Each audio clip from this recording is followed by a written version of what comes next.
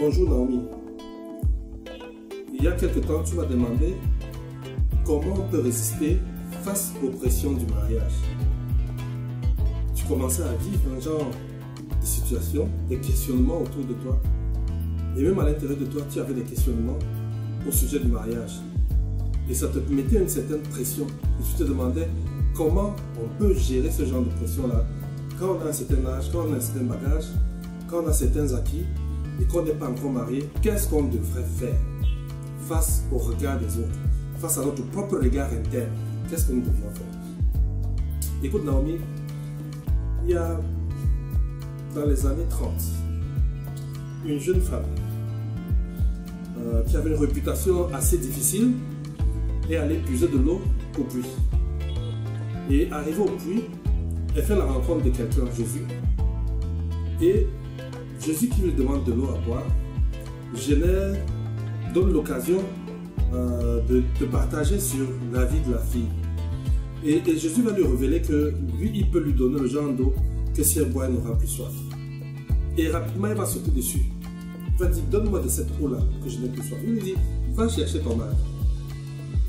Va chercher ton mari. Elle va lui répondre, je n'ai pas de mari. Il va lui dire, tu as raison de dire que tu n'as pas de mari, parce que tu en as eu 5. Et même celui avec qui tu es maintenant n'est pas ton mari. Certainement, ce n'est pas ton cas. Mais la pression que vivent les filles particulièrement, et les garçons dans une bonne mesure, au sujet du mariage, est assez forte. Et c'est pour cela que j'ai préféré commencer par cette histoire. Nous devons comprendre que les pressions liées au mariage ont deux origines. Il y a une origine qui est interne à nous-mêmes et il y a une origine qui est externe au niveau de la famille, la société, les amis, les autres, les collègues. Parlons des pressions sociales. Les pressions sociales viennent de la culture, de la manière dont les choses ont été organisées, les usages, comment les gens ont toujours vécu. Et ça met en place une pression qui est subtile. Personne ne te parle, mais tu te juges toi-même. La société aujourd'hui a instauré le mariage comme un critère qui démontre que vous avez réussi. Une jeune fille, quand ses parents la mettent au monde, leur première idée, c'est qu'elle devra se marier. Et pour la plupart des parents, le mariage est la démonstration d'une responsabilité. Pour eux, quand son garçon est marié, ça veut dire qu'il a pris ses responsabilités, qu'il est devenu responsable. Certains pensent même que le mariage est la source du bonheur, que tant qu'un garçon ou une fille n'est pas mariée, elle ne pourra pas être heureuse. Et les gens finissent par l'expérimenter. Il y a aussi un autre fait, c'est que certaines familles se sentent honorées du seul fait que leurs enfants se marient. C'est-à-dire que quand l'enfant va en mariage, pour eux c'est une réussite pour l'éducation qu'ils ont eu à apporter à l'enfant. Et ça va donc générer au niveau de la famille nucléaire, la famille d'origine, une espèce de pression sur la jeune fille. Et surtout, sur la jeune fille, sur le jeune garçon aussi. Ils vont ressentir ça comme un déshonneur d'être célibataire à la maison. Comme si le fait d'être célibataire, non marié, célibataire avec ses parents est un péché. Ils vont commencer à rechercher comment sortir du déshonneur qu'ils mettent à leurs parents. D'autres vont rechercher même à faire des enfants. Dans la culture traditionnelle, on va dire, comme tu n'arrives pas à te marier, fais au moins des enfants. Comme si la présence de l'enfant complétait le problème du mariage. J'ai même dit le problème du mariage, comme si le mariage était un problème. Vous voyez comment la culture ambiante réussit à mettre dans l'esprit de quelqu'un que quelque chose qui est normal devient un problème. Il y a un temps pour tout. Il y a des familles qui estiment que le mariage va les décharger financièrement. On va dire, ton cadet est marié, comment qu'est-ce que tu attends pour te marier?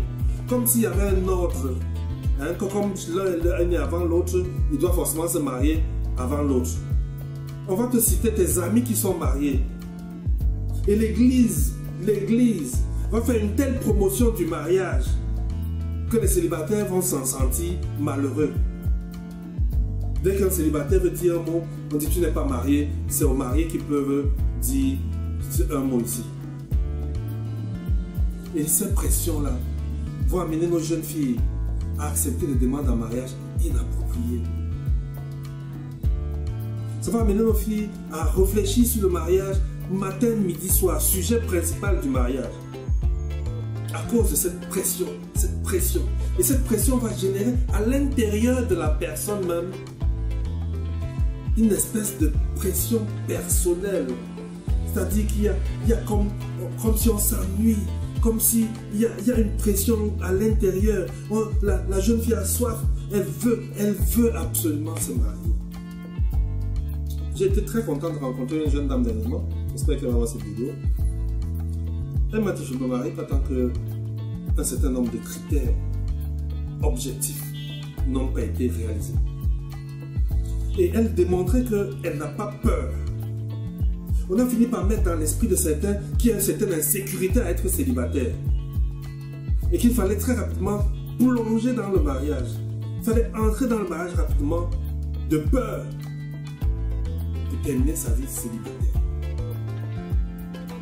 Et la tradition dans laquelle les gens ont été développés, qui les a forgés, formatés, la culture va les amener à ne plus dormir, à ne penser qu'au mariage, à détourner tout pour le mariage. Et ça va générer auprès de nos jeunes sœurs et de nos petits frères des lésions émotionnelles. Ça va les amener à chercher à faire des rencontres, à chercher à fréquenter des milieux, à se clochardiser parce qu'ils veulent se marier. Je suis coach conjugal, je travaille avec beaucoup de personnes qui se marient et je vous avoue que ces jours-ci, il y a comme une soif du mariage qui amène les personnes à accepter n'importe quelle demande en mariage. Nous sommes obligés de compter sur Dieu uniquement parce qu'objectivement, il n'y a pas souvent d'éléments concrets qui puissent justifier qu'une telle demande passe. Mais Dieu est Dieu. Et nous ne remettons en lui. Et la société va te mettre la pression comment? Tu auras des formes de pression du genre, on te compare au marié. On va dire à la jeune fille, si tu étais marié, tu aurais déjà des enfants. Regarde, ta cousine a déjà 3 enfants. On va faire du mariage une norme, un but à atteindre. Comme si on n'est pas marié, on n'a pas atteint ce but. On va valoriser à l'extrême le mariage. Il y a des filles qui se marient par amour pour le mariage et non pour celui qu'elles épousent. Dans l'esprit de beaucoup, elles viennent de franchir une étape importante. Elles viennent de sortir d'une pression. Les parents ont tellement valorisé le mariage qu'il faut montrer. Il faut montrer que c'est ça, c'est fait. C'est fait. Que maintenant je sors de cette pression. Et vous voyez, le jeune garçon est dans la société. Ses aînés vont toujours lui poser des questions maladroites, des questions choquantes, des paroles blessantes sur le fait qu'il n'est pas marié. Oh, tu es un garçon, tu vas vieillir, tu es célibataire. On va lui donner des multiples conseils inappropriés aussi, pour lui essayer de lui faire rencontrer des personnes. Je connais même des mamans qui ont mis sur le chemin de leurs enfants des filles, en espérant que dans cette lancée-là, le garçon prendrait l'engagement d'aller avec une de ces filles-là. Si tu écoutes ma vidéo et que tu me regardes dans ce moment-là, que tu es parent, moi je souhaite que, en tant que parent, tu arrêtes de mettre la pression sur ton enfant et que tu pries que ce que Dieu a prévu pour lui puisse se réaliser au moment où Dieu a prévu que ça se réalise. Maintenant, en 5 points, comment donc sortir de cette pression? En plus, il y aura toujours la pression dans nous. Tu n'y peux rien, la pression il y aura. Même si vous passez ma vidéo 1 million de fois, il y aura toujours la pression. Ça ne va pas empêcher que les gens te mettent la pression. Ça ne va pas empêcher que le regard des autres te fusille. Ça ne va pas empêcher qu'en interne, tu aurais des ressentiments vis-à-vis du fait que tu n'es pas marié. Mais comment tu vas faire entre-temps? C'est les 5 points que j'ai prévus pour aujourd'hui. 5 choses. La première chose que tu dois faire, c'est d'intégrer que la pression est normale. Normie, ma fille, intègre que la pression est normale. Tu as besoin d'être sous pression. On a besoin d'un minimum de pression pour bouger. On a besoin d'un minimum de pression. C'est même bon pour la santé. On a besoin de ressentir cette pression-là. C'est parce qu'il y a cette pression-là que tu peux savoir qu'il y a des gens autour de toi. C'est parce qu'il y a ce minimum de pression-là que tu es catalysé. La preuve, tu m'as posé la question. S'il n'y avait pas cette pression, tu ne poserais pas la question. Et c'est cette pression-là qui te donne le petit truc qui te fait bouger, qui te fait te déplacer, qui te fait faire l'effort, qui t'amène à persévérer, qui t'amène à aller plus loin. Donc intègre que c'est normal qu'il y ait la pression. Notre vie est une vie de pression. À une amie à qui je demandais les comptes dernièrement et qui m'a dit « Tu me mets trop sous pression », je lui ai dit « Si tu n'as pas de pression, tu risques de ne pas avancer. » On a besoin de ce minimum de pression. Donc Naomi trouve normal d'être sous pression. Accepte la pression, mais développe ta résilience. Soit dit en passant, en janvier, nous allons lancer une conférence, une e-conférence des célibataires connectés, où nous allons revenir de long en large sur la petite vidéo que je suis en train de faire en ce moment-ci. On va voir comment être résilient face à la pression. Donc, développe ta résilience. Sache que tu auras la pression, donc développe ta résilience. Le Seigneur Jésus dit, vous aurez des tribulations dans le monde.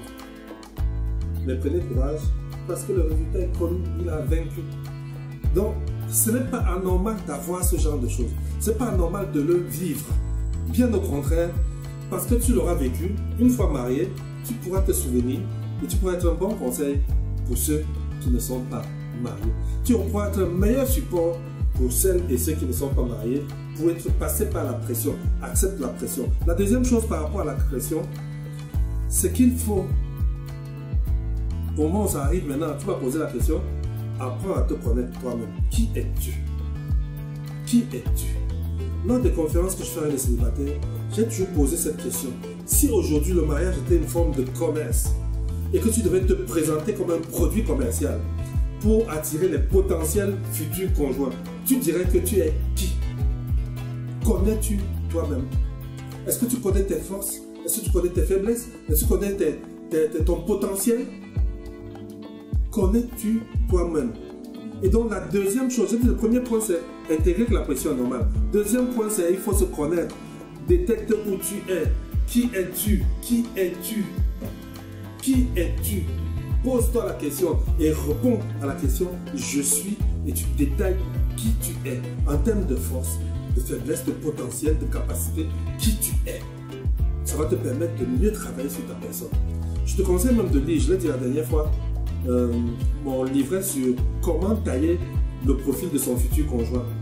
Tu vas y trouver une méthode qui dit comment on s'évalue, comment on fait pour se connaître soi-même. C'est bien détaillé à l'intérieur. Troisième chose, comme c'est une petite vidéo, c'est qu'il faut avoir un projet de vie.